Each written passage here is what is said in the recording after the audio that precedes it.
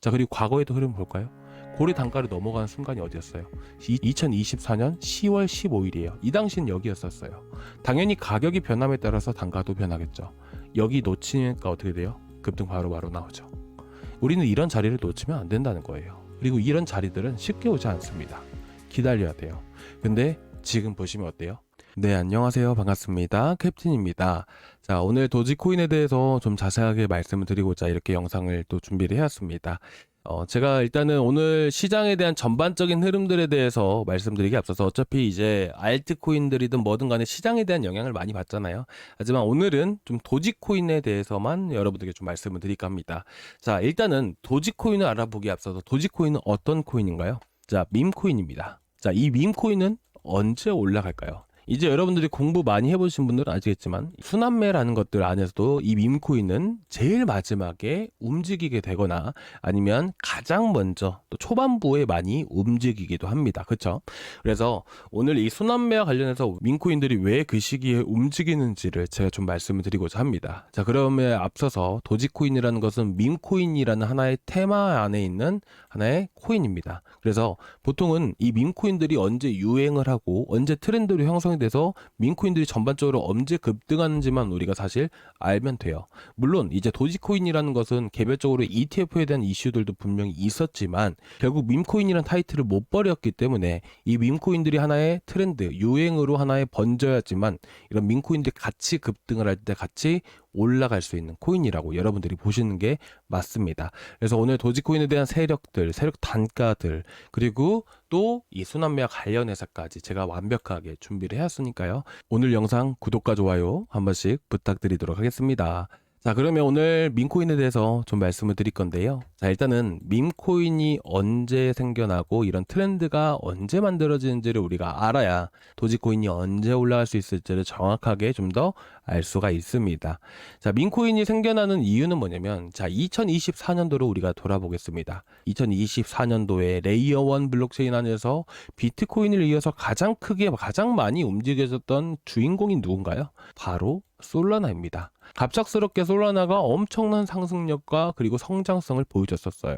그런데 이 솔라나는 마찬가지로 이더리움 생태계가 있듯이 솔라나도 솔라나 생태계가 만들어지게 되는데 이런 솔라나 생태계에 해당되는 코인들이 지금처럼 막 거래가 할 수 있게끔 만들어진 게 아니라 이런 뭐 랜딩이라든지 랜딩은 뭐예요? 대출, 그죠?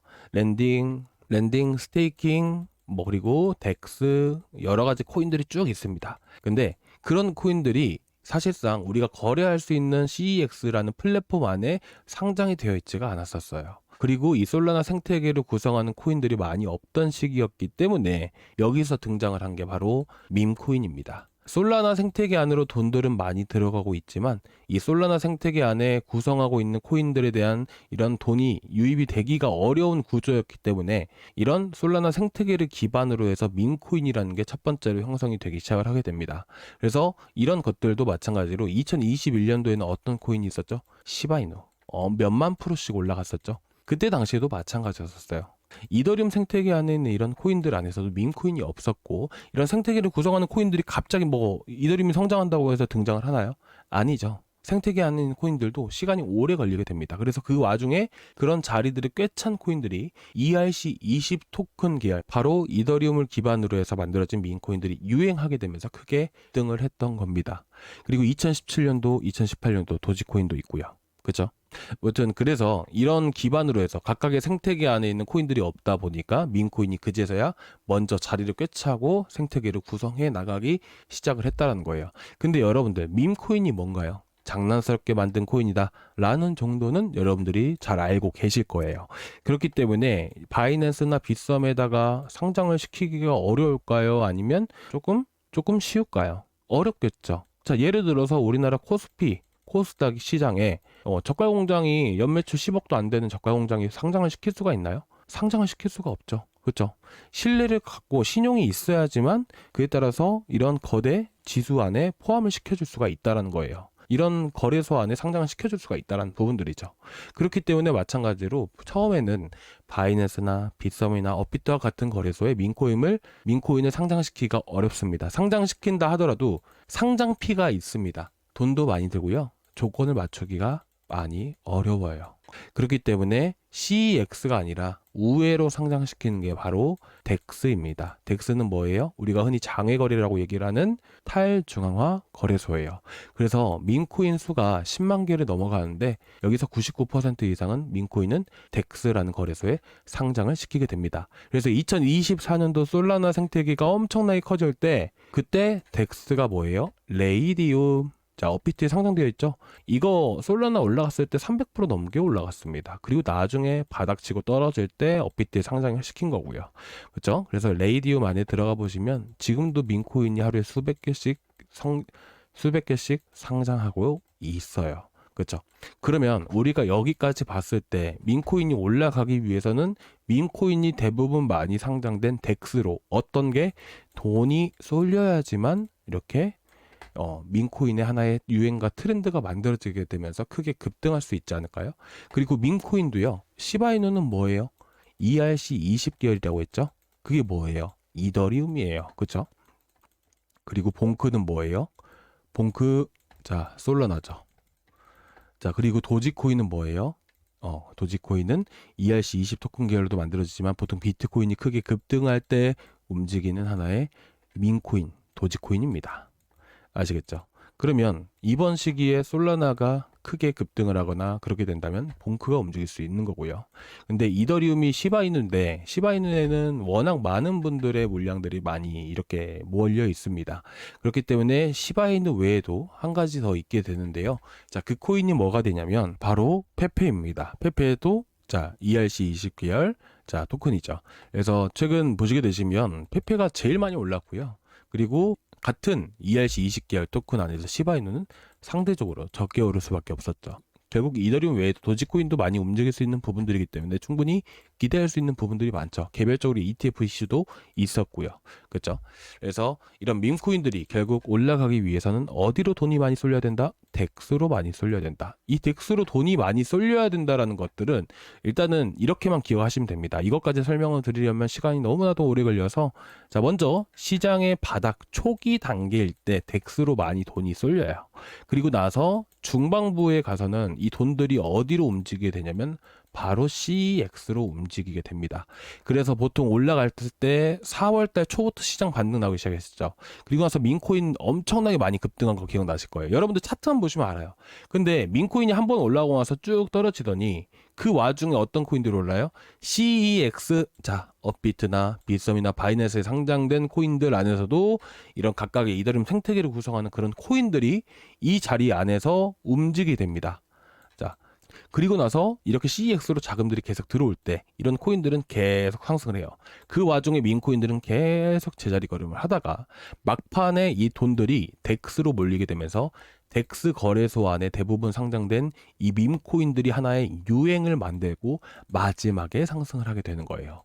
그러면 우리는 밈코인을 들고 있다면 어떤 전략을 가지고 해야 될까요? 자, 그리고 매수는 어떻게 하면 좋을까요? 자, 먼저 보시게 되시면 이거는 고래들의 단가를 볼 수 있는 지표입니다.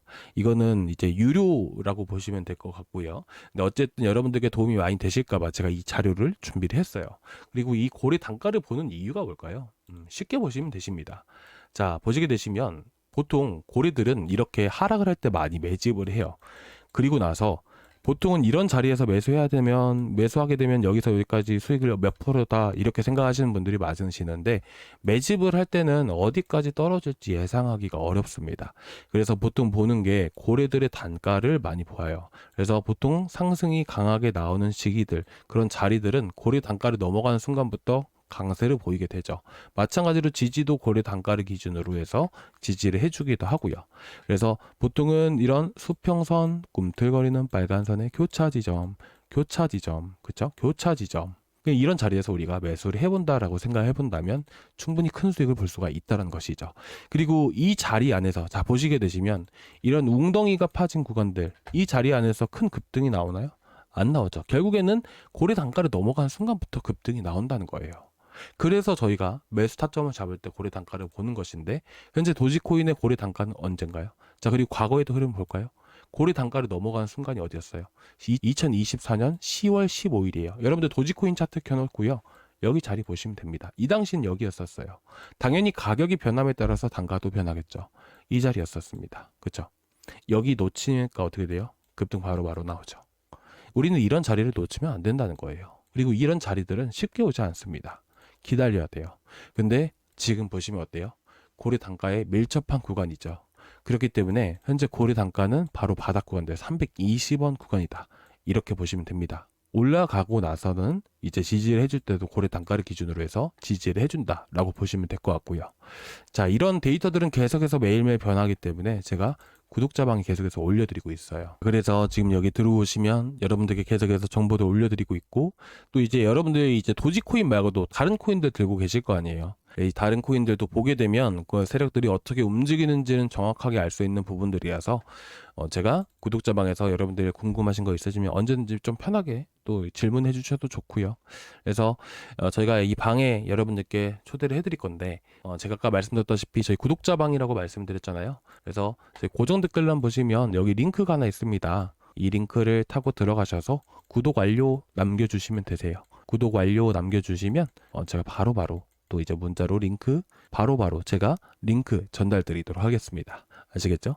그래서 아래 고정 댓글란에 구독자방 링크 클릭을 하시고 구독 완료 이거 하나만 남겨주시면 제가 링크 바로바로 전달 드릴 거니까 여러분들께 이런 좋은 정보들 받아보실 수 있게끔 제가 또 이제 무료로 운영하고 있으니까요. 부담 마시고 들어오시면 될 것 같고요.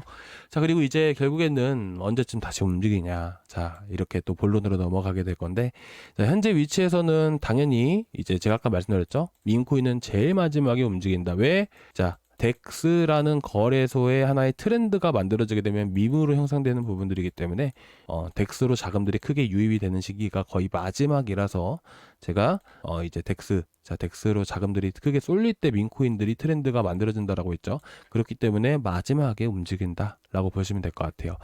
지금 현재 시장에 대한 전반적인 흐름들로 봤을 때는 자, 잠깐 보여드리게 되면 자, 보시면 자, 자세히 보시면 됩니다. 자, 제가 좀 확대를 해드려서 보여드릴게요. 너무 확대를 했네요. 자, 보시게 되시면 플라즈마 생태계로 요새 많이 들고 있더라고요. 플라즈마는 뭐죠? 플라즈마는 테더에서 만든 코인입니다. 레이어 1 블록체인들이에요. 그리고 이제 보시게 되시면 디파이로 많이 쏠리고 있죠. 그리고 CEX에서 자금들이 많이 이탈하고 있어요. 이 말인즉슨 무슨 말이에요? 자, CEX. 자, 업비트나 이런 쪽으로 해서 자금들이 이렇게 이탈하고 있다. 현금이 빠져나가고 있다. 시장에 조금 침체된 분위기를 보여주고 있다는 거예요.